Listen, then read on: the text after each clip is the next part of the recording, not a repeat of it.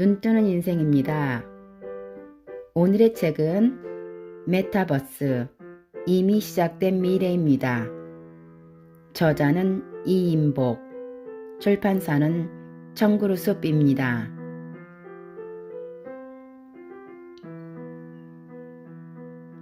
메타버스란 메타, 초월, 유니버스, 세상, 우주의 합성어로 세상 너머의 세상, 현실 세계를 초월한 그 무언가를 말한다.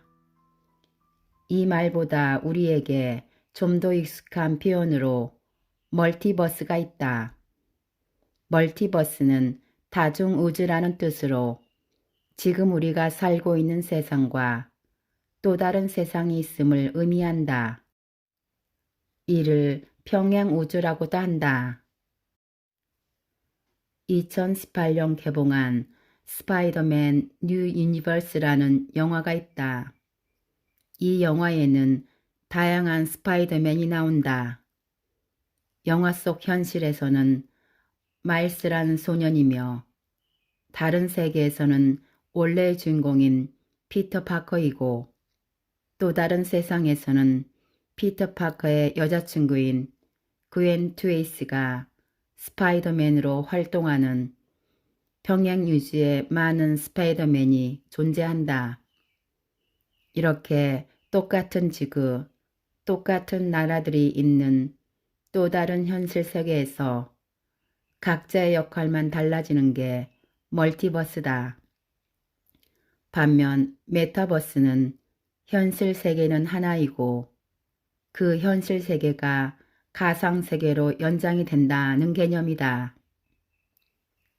여기서 현실 세계 연장이라는 부분을 쉽게 정리해보자. 현실 세계 속의 당신은 취업한 지 반년밖에 안 된 27살의 신입사원이지만 게임 속에서는 만렙 기사이자 길드장으로 많은 사람들의 관심을 받고 있다. 현실 세계 속의 당신은 대기업 과장이지만 유튜브에서는 10만 구독자를 지닌 인플루언서로 활동하고 있다. 이처럼 현재 우리의 현실 세계를 바탕으로 한 수많은 다른 세계와의 연결을 메타버스라고 부른다. 엔비디아는 그래픽 카드로 시작해 인공지능을 넘어 4차 산업혁명을 이끌고 있는 반도체 업계에서 가장 핫한 회사이다. 2020년 10월 16일 열린 GTC 기조연설에서 엔비디아의 CEO 젠슨 황은 미래 20년은 공상과학과 다를 게 없다. 메타버스의 시대가 오고 있다며 메타버스의 시대를 선언했다. 메타버스를 언급한 젠슨 황의 연설은 다음과 같이 정리해 볼 수 있다. 첫째, 메타버스는 인터넷 다음의 세계다. 인터넷 혁명 다음에 가장 큰 변화는 모바일이다. 2016년 알파고의 등장 이후 인공지능의 시대를 가장 큰 변화로 이야기해 왔는데 인공지능의 시대란 결국 메타버스와의 연결을 의미한다. 둘째, 메타버스는 게임 속 세상에 그치지 않는다. 게임에서만 그친다면 현실 너머의 세상인 메타버스라고 할 수 없다. 즉, 가상의 공간에서 게임 말고 다른 생활을 즐길 수 있고 현실 세계와 연결될 수 있는 부분들에 주목해야 한다는 걸 뜻한다. 셋째, 다른 세상과의 연결이다. 예를 들어 동물의 숲과 포트나이트는 다른 게임이다. 각각 다른 게임이고 게임 속 모든 것들이 다르기 때문에 두 캐릭터가 만날 일이 없다. 하지만 엔비디아의 옴니버스 플랫폼을 사용하게 된다면 한 곳에서 만날 수 있다는 의미로 확장해 생각할 수 있다. 마지막으로 메타버스에서 다운받은 청사진으로 실제 세상을 만들 것이란 부분이다. 현실 세계에서 실제로 공장을 만들기 전에 가상의 세계에서 미리 만들어 볼 수 있다면 무인 로봇을 만들기 전에 무인 로봇이 제대로 명령을 수행하는지 다양한 환경을 만들어 미리 테스트해 볼 수 있다면 많은 시간과 비용을 줄일 수 있을 것이다. 그래서 이 말은 게임을 넘어 현실을 재설계한다는 말로도 해석해 볼 수 있다. 메타버스가 주목받게 된 데에는 세 가지 이슈가 함께 자리했기 때문이다. 바로 코로나 팬데믹, 주식 관련 테마, 그리고 NFT다. 하나씩 살펴보자. 2020년 전 세계를 강타한 코로나19는 우리의 삶을 근본적으로 바꾸어 놓았다. 사람들은 집에서 일하고 공부하고 쉬면서는 게임을 했다. 자연스럽게 음식 배달이 늘었고 강편 결제가 증가했고 투자와 저축 역시 완벽하게 비대면으로 바뀌었다. 언택트의 시대에 나와 온라인 세상을 연결해주는 열쇠인 스마트폰의 사용 역시 폭발적으로 늘어났다. 코로나19로 인한 일과 생활, 휴식 등 변화된 모든 것들에 온라인 세상은 더 연결되기 시작했다. 이런 연결은 개개인의 자아에도 영향을 미쳤다. 현실이 아문할수록 현실 속의 내가 아닌 또 다른 나를 꿈꿔보지 않은 사람은 없을 것이다. 우리는 이미 부캐 시대를 살고 있다. 현실에서의 내가 있고 페이스북, 인스타그램, 유튜브에서의 내가 있다. 카카오톡이 최근 세 개의 부캐를 만들어 상대방에 따라 다르게 보이는 멀티 프로필의 기능을 내놓은 것 역시 이런 트렌드를 따라가는 것이다. 이렇듯 코로나19는 우리의 일상에서 현실과 가상의 경계를 희미하게 만들었다. 두 번째 키워드는 주식이다. 2021년 초 메타버스가 이슈가 되며 가장 많이 관심을 받은 곳은 게임 회사 로블록스다. 2021년 3월 10일 뉴욕 증권 거래소에 상장한 로블록스는 기준가 45달러에서 69.5달러로 치솟았다. 상장 후 발표된 자료를 보면 2021년 1분기 매출이 3억 8,700달러, 약 4,300억 원, 이용자 수도 4,210만 명으로 2020년보다 79%나 증가했다. 로블록스는 메타버스란 용어와 함께 주가 상승을 이어갔고 국내에서도 메타버스 테마주라는 이슈와 함께 관련 주식이 주목받았다.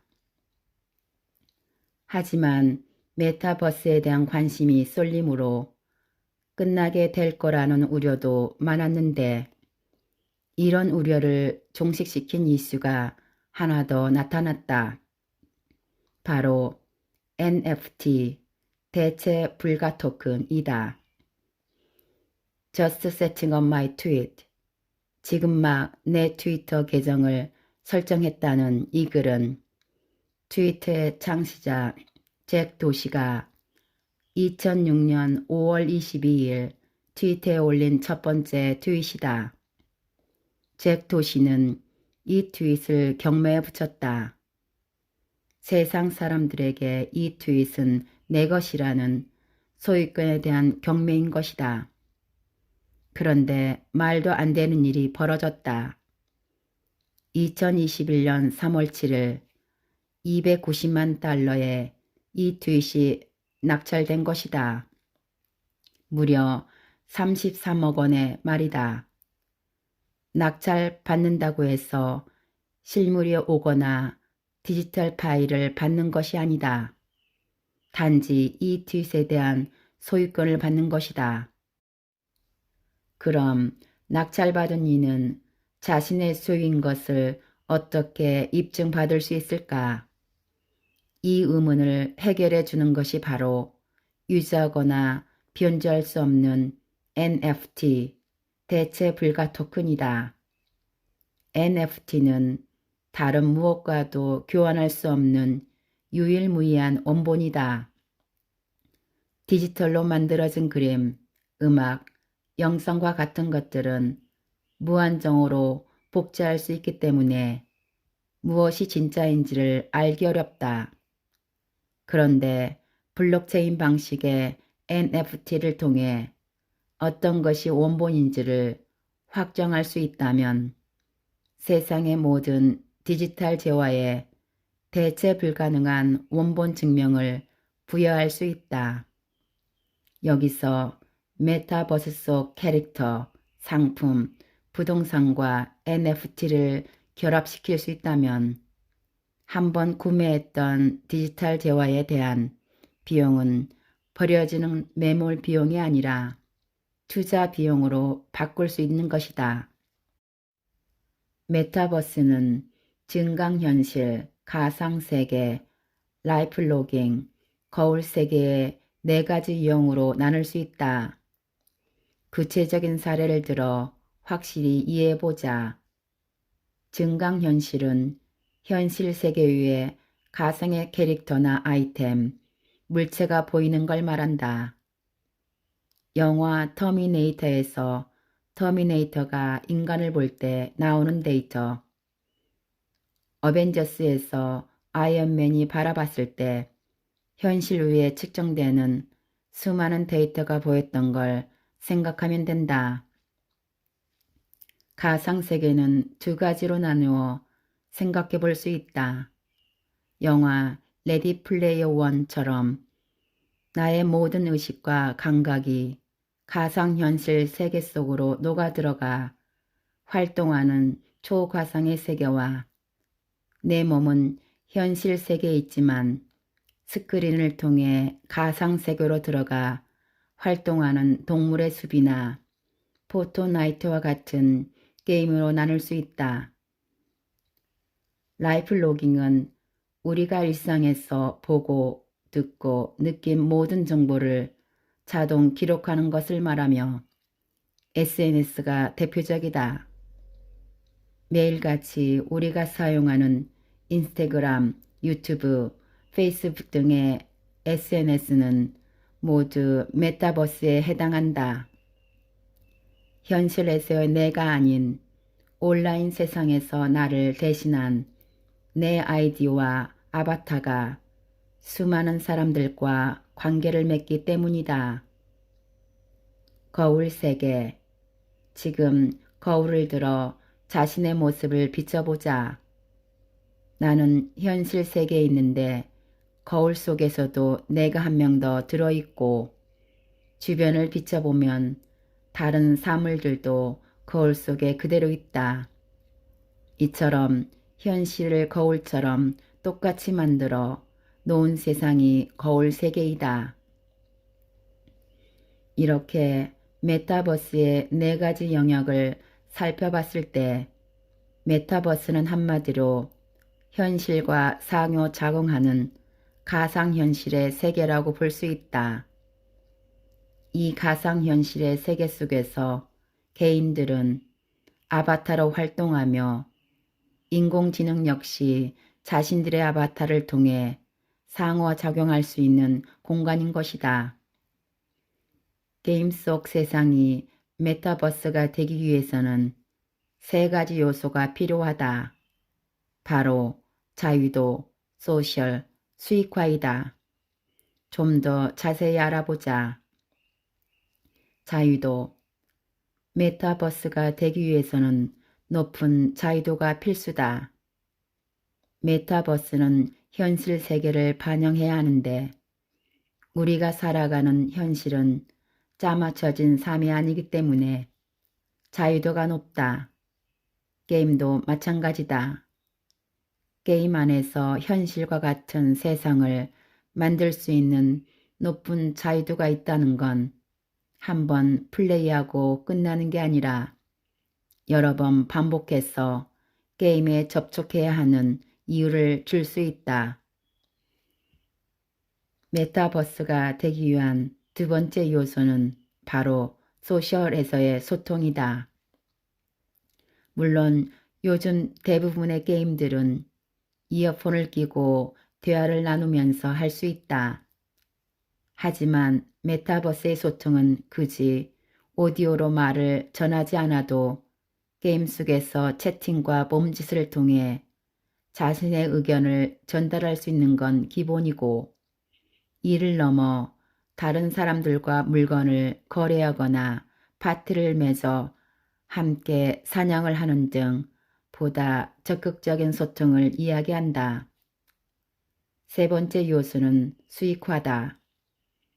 자유도가 정해진 게임 속에서 자유롭게 도시를 만들고 캐릭터를 만들고 때로는 게임 속에서 또 다른 게임을 만드는 걸 의미한다면 수익화는 이를 통해 현실 세계의 돈을 벌 수 있느냐를 말한다.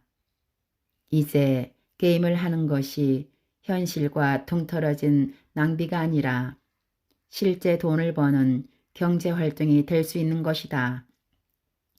메타버스는 현실 세계에서 마땅한 직업을 구하지 못한 사람들은 물론 현실과 완전히 다른 또 하나의 수익을 창출할 수 있는 매력적인 세상이 될 수도 있다. 동물의 숲은 2001년 닌텐도 64용으로 나왔던 게임이다. 이 게임이 많은 사람들에게 사랑을 받게 된 건 마이 디자인과 꿈번지라는 기능 때문이다. 마이 디자인은 게임 속에서 도트를 찍어 옷, 바닥, 타일 등을 디자인할 수 있는 기능으로 마크 제이콥스, 발렌티노 등의 회사들은 신상품을 동물의 숲에서 공개하기도 했다. 꿈번지 역시 재미있는 기능인데 자신이 만든 섬을 꿈번지를 통해 다른 플레이어들에게 공개할 수 있고 이를 이용해 다른 플레이들의 섬에도 놀러갈 수 있다. 미국 대선 당시 바이든 후보 측에서는 마이 디자인을 통해 지지 표지판을 배포했고 바이든 섬을 만들어 꿈번지로 공개했다. 이 섬을 찾은 지지자들은 편하게 섬을 둘러보며 바이든의 캐릭터와 인사도 나누고 선거 캠프도 둘러볼 수 있었다. 아이들이 놀이터에서 모래를 가지고 다양한 형상을 만들며 노는 것처럼 게임 속에서 제공하는 도구들을 사용해 자유롭게 만들고 싶은 걸 만들며 살아가는 공간을 샌드박스라고 한다. 동물의 숲도 샌드박스류의 게임이지만 이 분야에서 가장 유명한 건 마인크래프트다. 마치 신이 된 것처럼 허공을 자유롭게 날 수 있고 다양한 건축물도 만들 수 있다. 마인크래프트 역시 아이들에게만 하는 게임이 아니다. 성인들도 에펠탑, 스핑크스, 영화 반지의 제왕 속 판타지 세계를 재창조하는 등 다양한 건축물을 만들며 즐길 수 있고 자신만의 작품들을 공개하기도 한다. 마인크래프트 속 마켓플레이스를 이용하면 캐릭터들이 입을 수 있는 스킨과 다양한 미니게임을 판매해 수익을 올릴 수 있다. 우리나라에서는 청와대에서 어린이날 행사를 마인크래프트에서 진행했다.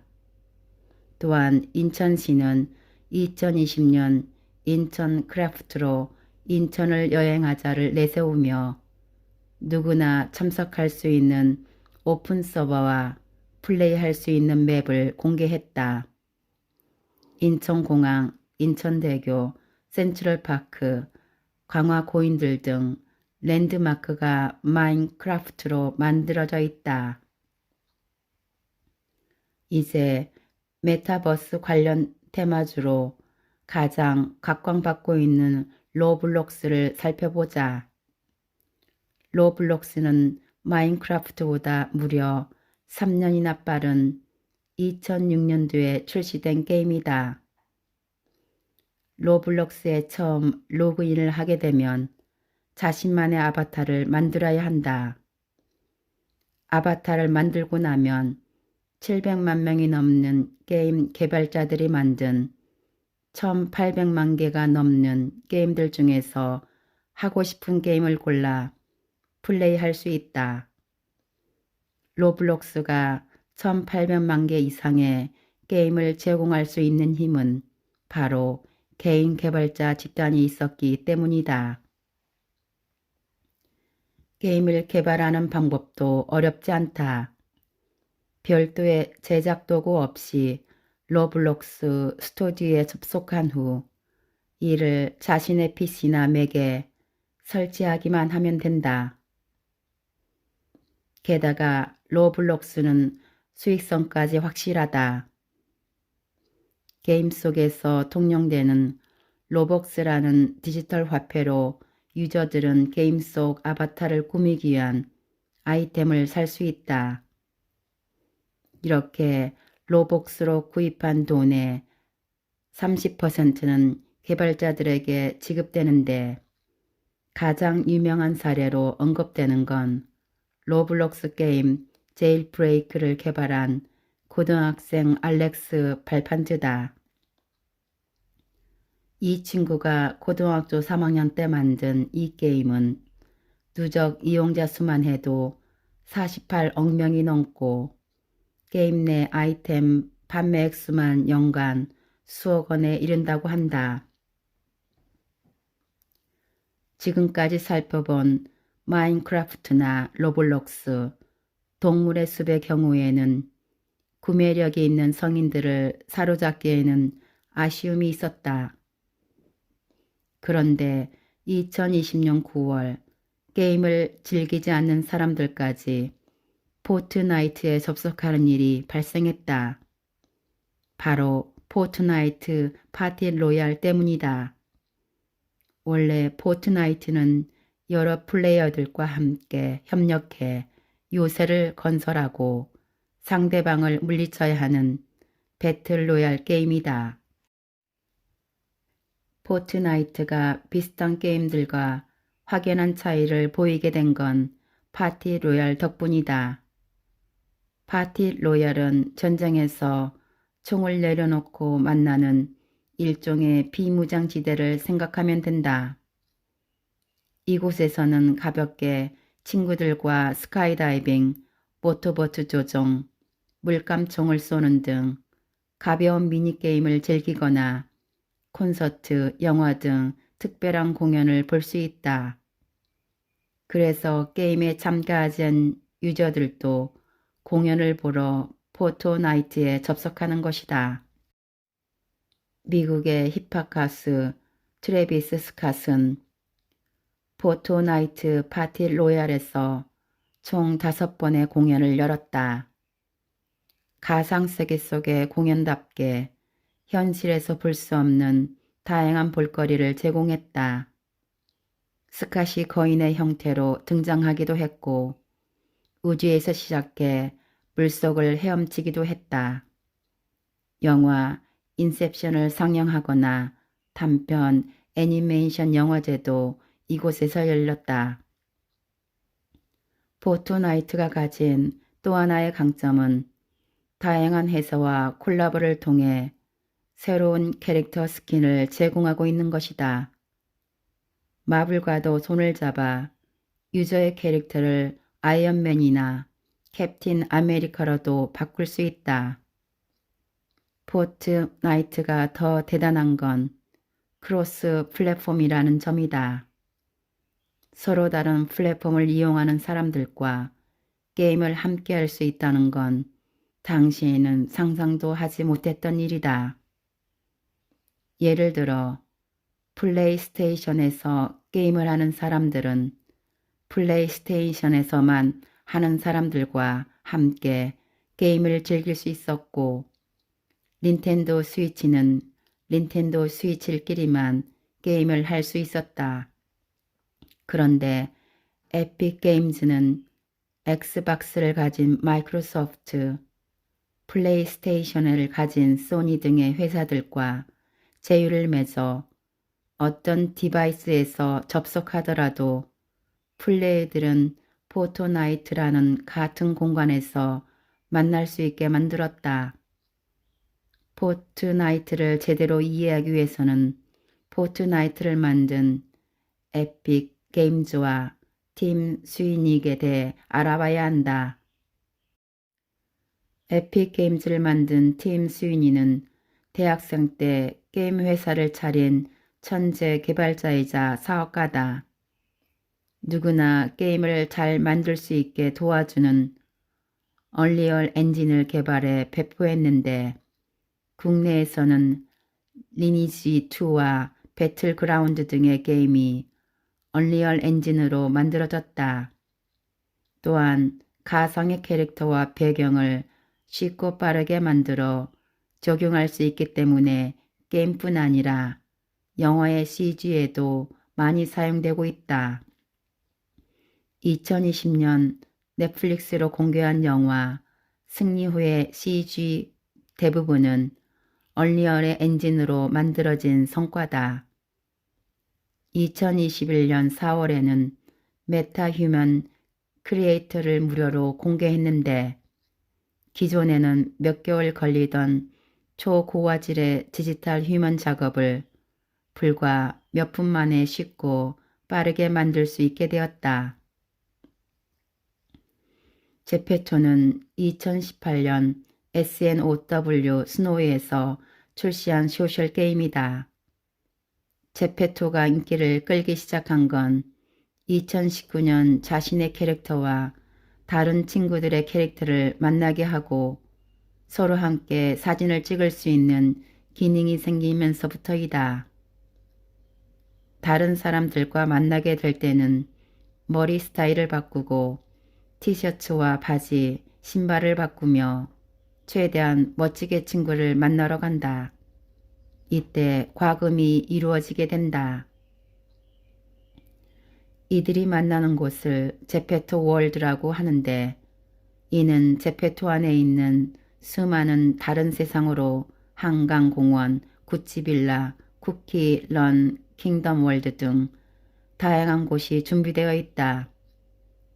K-팝의 수많은 아이돌들이 제페토에서 활동하고 있는데 블랙핑크는 제페토 안에서 팬사인회를 진행하며 4,600만 명이 넘는 팬을 만났다. 또 제페토 아바타를 활용한 아이스크림 뮤직비디오를 만들어 조회수 1억을 넘겼다.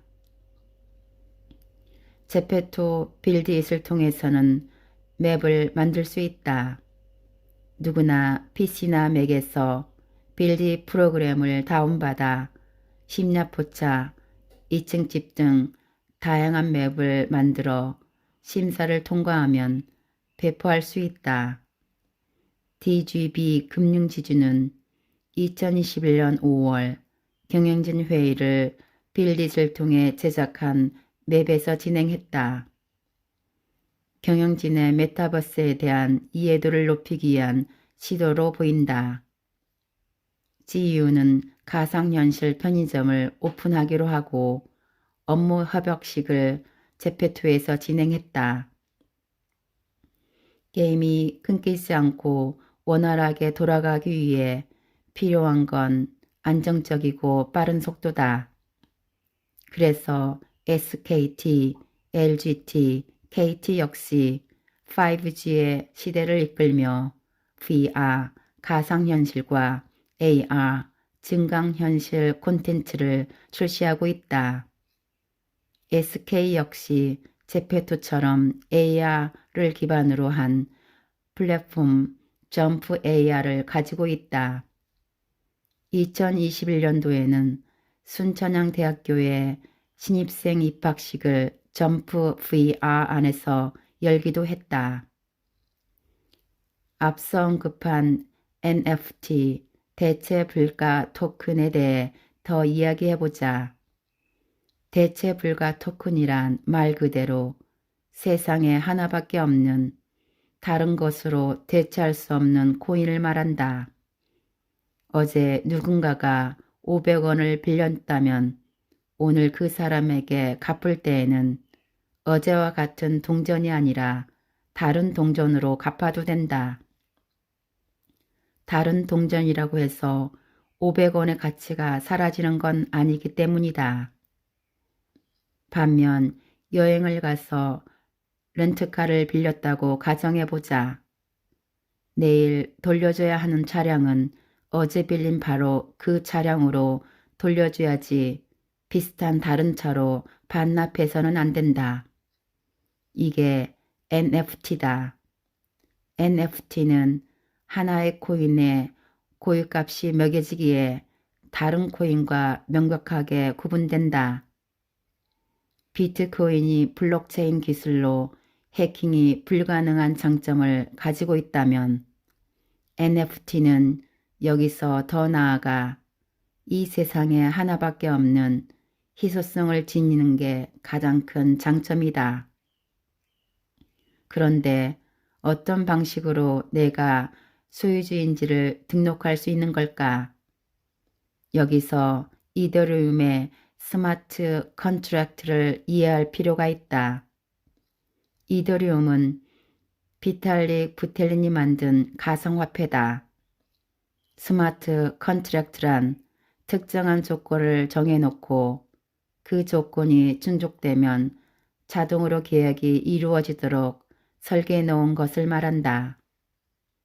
예를 들어 물건을 샀다고 가정했을 때 상대방이 돈을 입금하면 자동으로 물건이 발송되게 함이란 식으로 설계를 하거나 돈을 입금하면 구매자의 소유로 변경 등으로 설계할 수 있다. 따라서 동거래나 부동산 매매, 임대 등 굉장한 다양한 분야에서 쓰일 수 있다. NFT의 등장은 이더리움 덕분이고 그래서 NFT 거래에는 주로 이더리움이 쓰인다. NFT는 예술 작품뿐 아니라 글도 가능하고 신문 컬럼도 가능하고 영상과 음성으로도 만들 수 있다. 뉴욕타임즈는 블록체인으로 이 칼럼을 구매하세요 란 제목의 칼럼을 NFT로 만들어 올렸는데 놀랍게도 350 이더리움 약 6억 원에 팔렸다. 기억할 만한 의미 있는 순간을 NFT로 만드는 것도 가능하다. 인간지능과 인공지능의 싸움이었던 2016년 알파고와 이세돌의 구단의 시합 점령 역시 NFT로 경매에 올라왔다. NFT에 대한 믿음은 어디에서부터 온 걸까? 이에 대해서 세 가지로 생각해 볼 수 있다. 첫째, 현실과 가상세계의 경계 붕괴. 코로나19로 인해 현실과 가상세계의 경계가 빠르게 무너졌다. 사람들과의 관계는 인스타그램을 통해 유튜브를 통해 보여주는 모습들이 진짜인지 거짓인지 몰라도 각자 믿으면 그게 현실이 되는 세상이다. NFT로 재화를 사는 건 역시 마찬가지다. 실제 만질 수 없지만 온라인상에서 내 것이라는 걸 느끼는 것만으로 충분하다. 어차피 실물이 있어도 SNS에 올려야 다른 사람들이 알아주지 않겠는가? 세계 최초의 블록체인 방식의 드레스는 9,500달러, 1,080만 원에 팔렸다. 그런데 이 드레스는 실물이 아니다. 디지털로 구매자가 사진을 보내면 그 옷을 입은 것처럼 만들어준다. 세상에 없는 단 하나의 옷, NFT가 의미 있게 느껴지는 이유다. 둘째, 모나리자 이론. 모나리자의 현재 가치는 44조 원 정도라고 한다. 하지만 우리는 지금 이 책에서 44조 원의 그림을 편하게 보고 있다. 길거리 미용실 광고에서도 볼 수 있고 10,000원만 내면 온라인 쇼핑몰에서 주문해 액자 형태로 내일 받아볼 수도 있다. 왜 굳이 비싼 항공료와 더 귀한 시간을 낭비해가며 모나리자를 보러 가는 걸까? 그건 세상에 단 하나밖에 없는 진짜 모나리자 그림이 있기 때문이다. 필자는 이를 모나리자 이론이라고 말한다. NFT가 주목받는 이유를 여기에서 찾을 수 있다. 진짜 디지털 원본이 어딘가에 전시되어 있다면 루브르 박물관의 모나리자처럼 인정받을 수 있게 된다. 셋째, 대체 불가 증명.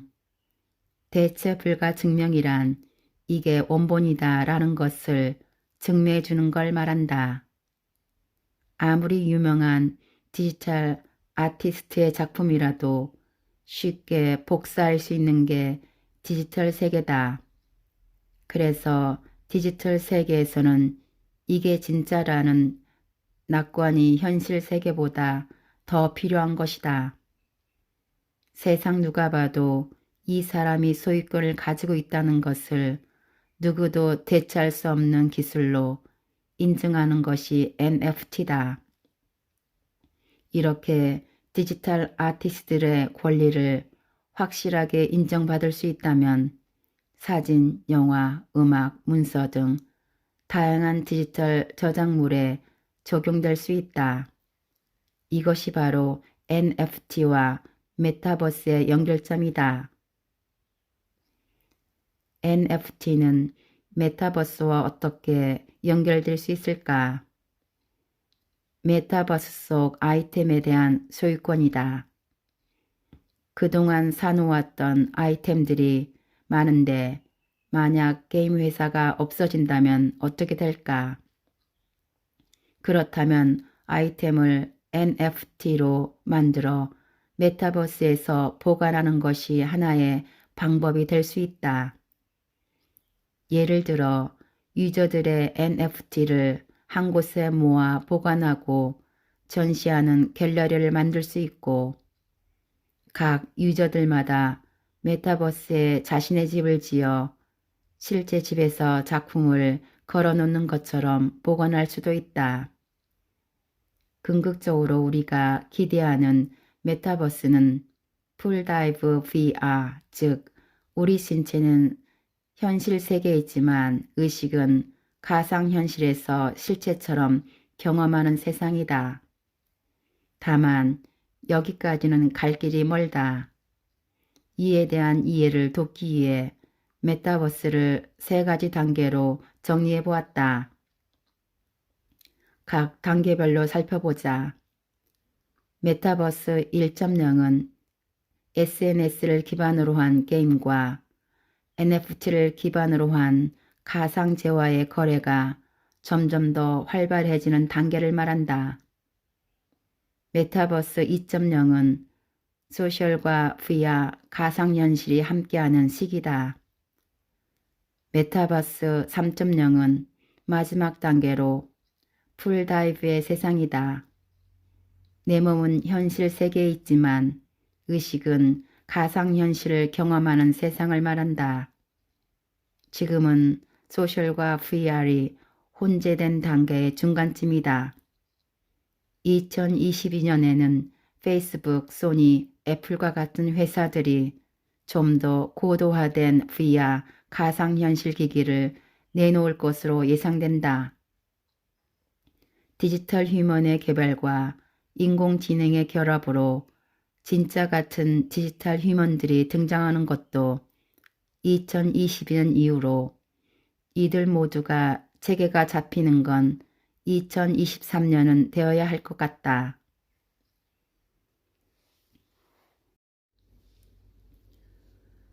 그렇다면 당신은 메타버스에 올라탈 준비가 되어 있는가?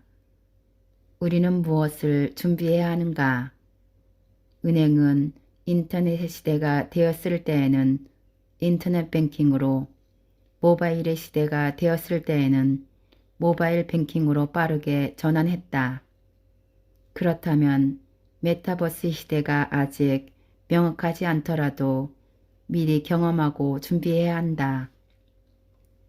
이미 캐나다의 DT은행은 고객이 상담 요청 시 AR을 통해 포트폴리오를 시각화하는 서비스를 제공하고 있고, 국내에서는 신한은행이 2018년 SOL AR을 구축했다.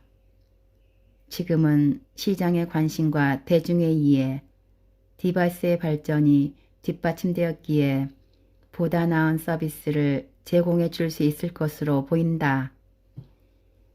금융업에서는 보다 적극적으로 금융사의 점포를 메타버스 내에 구축해 볼 수 있다. 메타버스 점포 안에서 금융상품의 홍보와 안내를 할 수 있다. 고객들을 대상으로 한 금융 관련 세미나도 진행하는 등 활용 방법도 많다. 또한 디지털 화폐에 대한 고민을 시작해야 한다.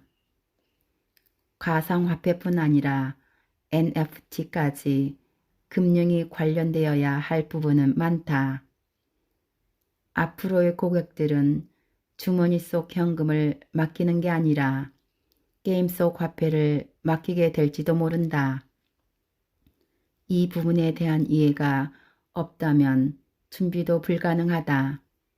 따라서 임직원 모두가 보다 적극적으로 메타버스를 경험해 볼 필요가 있다. 유통업에서는 이미 구축되어 있는 다양한 메타버스 플랫폼들과 제휴를 맺고 전략적으로 의료나 가전, 가구 제품을 큐레이션해서 서비할 수 있다. 큐레이션은 다른 사람이 만들어 놓은 콘텐츠를 목적에 따라 분류하고 배포하는 일을 말한다. 다양한 자료를 자기만의 스타일로 조합해내는 파워블로거, 각계각층의 사람들이 거대한 집단 지성을 형성한 위키피디아, 스마트폰을 통해 주제에 따라 유용한 정보를 모아 제공하는 애플리케이션 등이 큐레이션의 한 형태라고 볼 수 있다. 백화점, 마트 셀렉션이라는 이름으로 의류나 가구, 가전제품 매장을 메타버스에 입점시킬 수 있다. 어떤 물건을 만들던 제품을 만들고 있다면, 매력적인 브랜드를 가지고 있다면 지금 메타버스에 입점해야 한다. 이미 나이키가 제페토에 뛰어들었다. 구찌가 옷을 팔고 있다. 출판사 역시 기회로 활용할 수 있다. NFT, 대체 불가 토큰 거래소에 도서 관련 NFT를 등록하거나 메타버스 내에서의 저자 사인에 낭독회를 할 수 있다. 메타버스에서의 교육은 이동과 공간의 제한이 해결된다는 장점이 있다. 학교 및 강의장을 찾아가는데 소요되는 시간을 줄일 수 있고, 위험한 실험실이나 해부학 실습을 할 수 있는 공간을 메타버스 안에 마련할 수 있다. 행사 기획에서는 어떻게 활용할 수 있을까? 코로나19의 시대, 대부분의 오프라인 행사는 취소되거나 규모가 줄어들었다. 대신 온라인 실시간 라이브 또는 미리 촬영 편집해둔 영상을 실시간으로 공유하는 행사가 늘어났다. 하지만 수많은 기업들이 참여하는 글로벌 컨벤션 행사는 적응하기 어려웠다. 국내 코엑스의 경우도 부스 참여 행사를 열기 어려웠다. 그런데 흥미로운 사례가 생겼다. 바로 2021년 열린 구글의 개발자 회의다. 구글은 이 행사를 100% 온라인으로 진행했는데 가상의 행사장을 만들어 누구나 참여할 수 있도록 했다. 자신의 아바타를 만들어 키보드를 조작해 움직일 수 있다. 관심 있는 건물로 가면 발표 자료를 영상으로 볼 수 있고 참석한 아바타들과 대화도 가능하다. 메타버스의 시대, 이세 기업은 더 이상 고민하지 말고 일단 시작해야 한다. 경쟁이 시작되었기 때문이다. 그럼 개인은 어떻게 해야 할까? 우선 이 말을 꼭 전하고 싶다. 지금 빨리 탑승하라. 자리에 앉아 안전벨트를 채우고 입 꽉 깨물며 지켜봐라. 지금 바로 여러 가지 메타버스 플랫폼에 가입해보자. 조금 더 수업료를 낼 생각이 있다면 VR, 가상현실 장비를 구입해보는 것도 추천한다. 미래는 이미 와 있다. 단지 널리 퍼져 있지 않을 뿐이다. 윌리엄 깁슨이 했던 말을 기억하자. 이미 메타버스는 우리 곁에 와 있다. 지금까지 메타버스 이미 시작된 미래입니다에서 요약 발췌하여 읽어드렸습니다. 감사합니다.